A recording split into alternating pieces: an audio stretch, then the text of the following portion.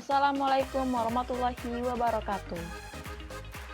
Perkenalkan, nama saya Megawati Eriza Putri dengan NIM A1S11977 kelas R002 semester 4. Di sini saya akan menjabarkan review semua materi mengenai mata kuliah prosedur kelompok dalam konseling.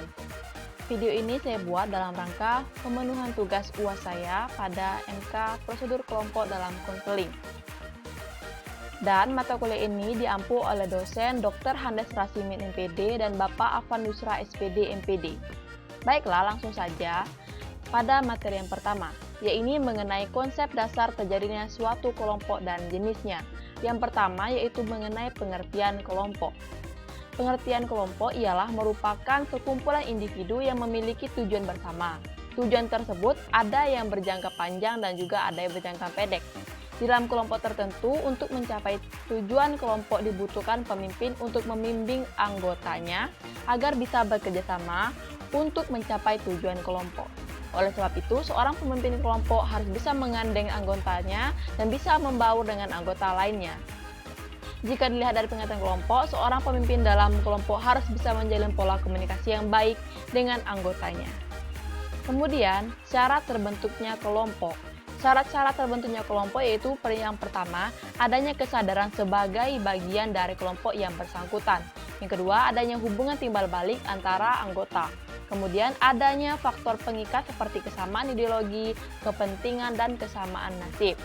Selanjutnya, memiliki struktur, kaidah, dan pola perilaku yang sama. Kemudian, bersistem dan berproses. Dan adanya tujuan bersama yang ingin dicapai.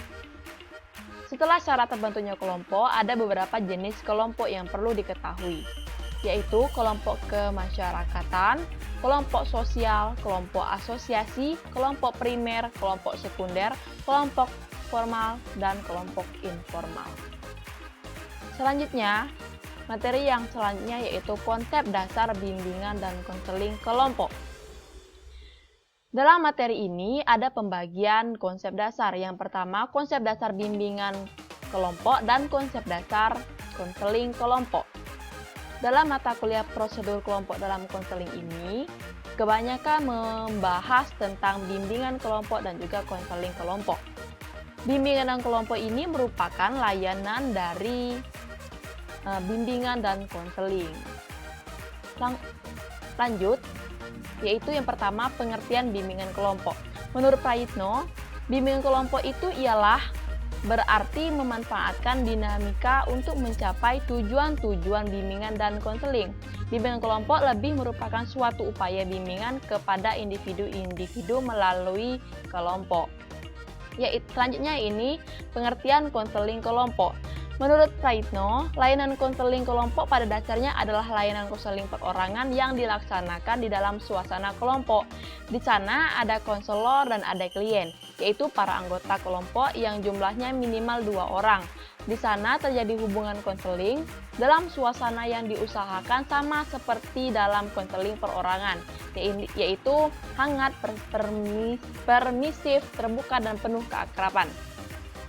Selanjutnya, tujuan dari bimbingan kelompok. Ada 2 tujuan pada bimbingan kelompok, yaitu tujuan umum dan tujuan khusus. Tujuan umumnya ialah layanan bimbing kelompok ini untuk pengembangan kemampuan bersosialisasi, khususnya kemampuan berkomunikasi peserta layanan atau siswa.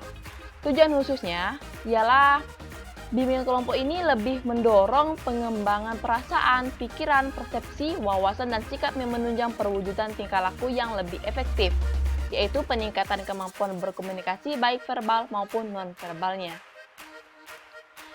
Selanjutnya yaitu tujuan dari konseling kelompok. Menurut Munggin Edi Wibowo, tujuan yang ingin dicapai dalam konseling kelompok yaitu pengembangan pribadi, pembahasan dan pemecahan masalah pribadi yang dialami oleh masing-masing anggota kelompok, agar terhindar dari masalah dan masalah terselesaikan dengan cepat melalui bantuan anggota kelompok yang lain. Menurut Dewa Ketut Soekardi, tujuan konseling kelompok meliputi yang pertama, melatih anggota kelompok agar berani berbicara dengan orang banyak. Yang kedua, melatih anggota kelompok dapat bertenggang rasa terhadap teman sebayanya. Yang ketiga, dapat mengembangkan bakat dan minat masing-masing anggota kelompok.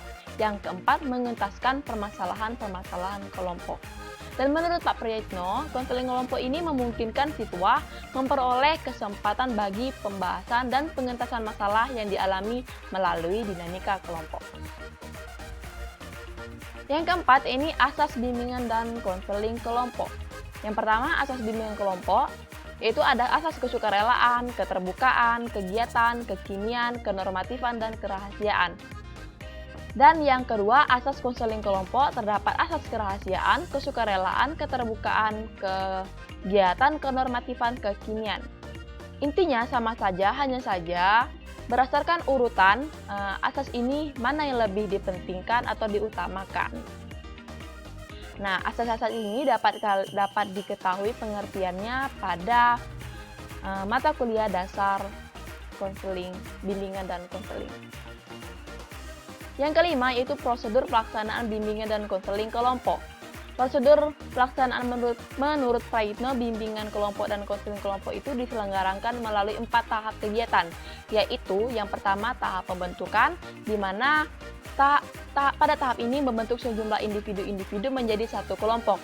Yang kedua, tahap peralihan, di mana tahapan ini mengalihkan kegiatan awal kelompok ke kegiatan berikutnya yang lebih terarah pada pencapaian tujuan kelompok. Yang ketiga, tahap kegiatan, atau sering disebut dengan kegiatan inti, di mana dalam kegiatan ini mulailah dibahas topik-topik tertentu pada BKP ataupun pada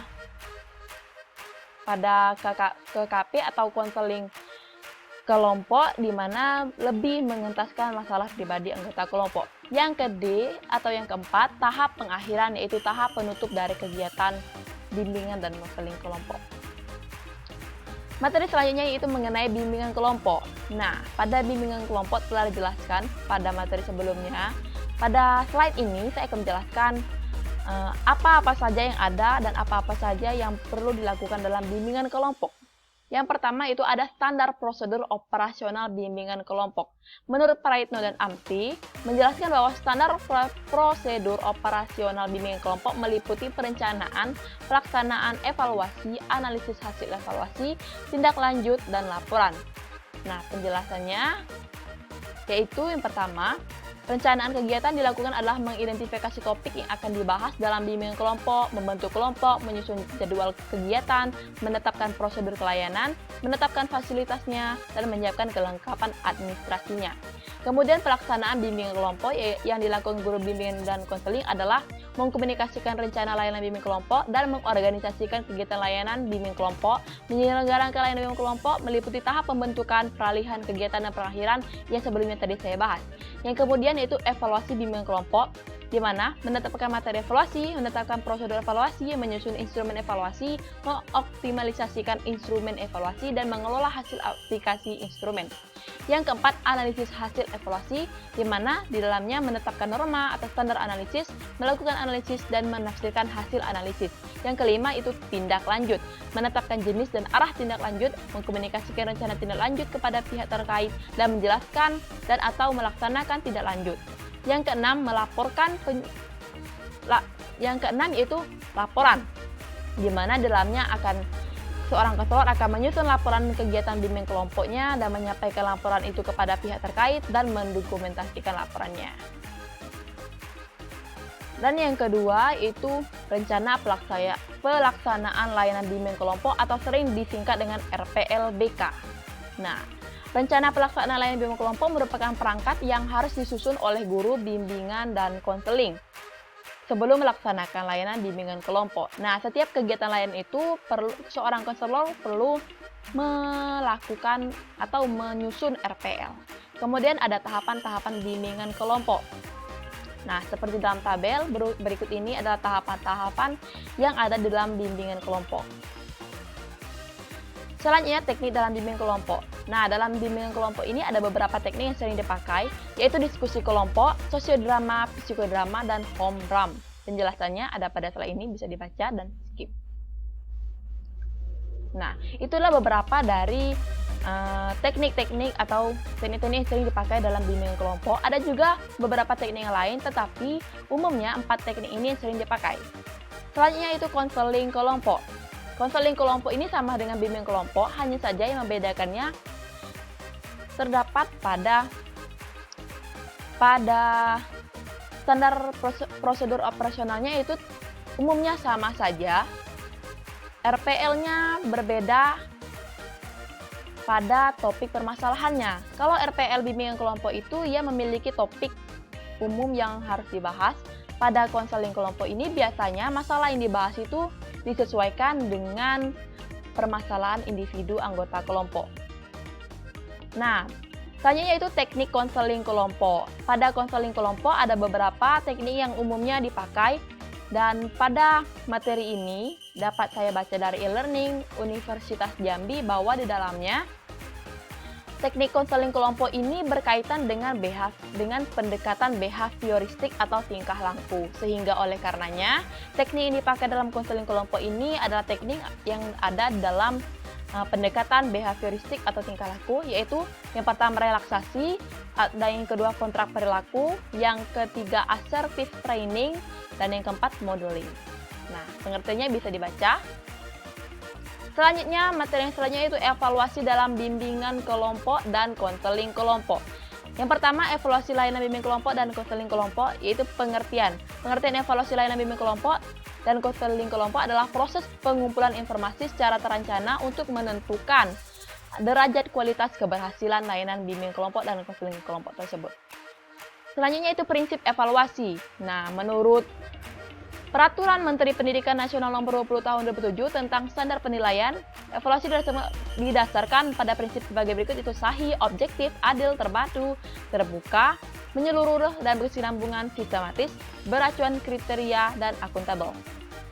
Selanjutnya tujuan evaluasi program, yakni pada umumnya adalah untuk mengetahui tingkat keterlaksanaan kegiatan dan ketercapaian tujuan dari program yang ditetapkan.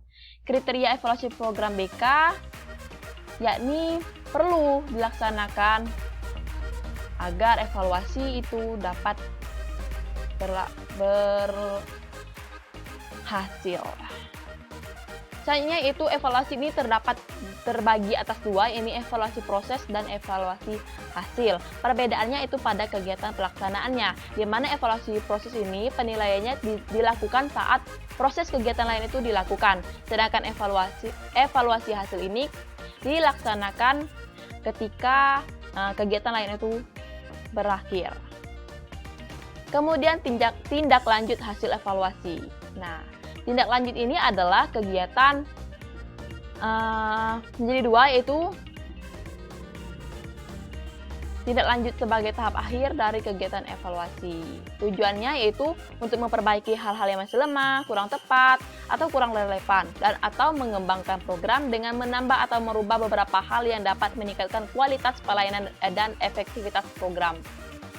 Langkah-langkah tindak lanjut yaitu menentukan aspek-aspek perbaikan dan kemudian menyusun ulang desain program dan kemudian melaksanakan kegiatan tindak lanjut yang sesuai dengan aspek-aspek yang akan diperbaiki. Lalu kemudian dilakukanlah pelaksanaan tindak lanjut seperti bagaimana pada umumnya. Kemudian laporan pelaksanaan layanan bimbingan dan konseling kelompok. Nah, pada tahap ini ialah melakukan laporan itu. Pengertian dan tujuannya bisa dibaca pada slide ini. Nah, langkah-langkah pelaporan ini yang pertama persiapan. Pada tahap ini guru pembimbing dan guru BK ataupun konselor menetapkan informasi yang akan dilaporkan dan menyusunnya.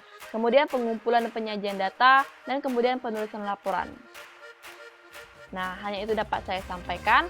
Mohon maaf atas segala kekurangan. Saya akhiri. Wassalamualaikum warahmatullahi wabarakatuh.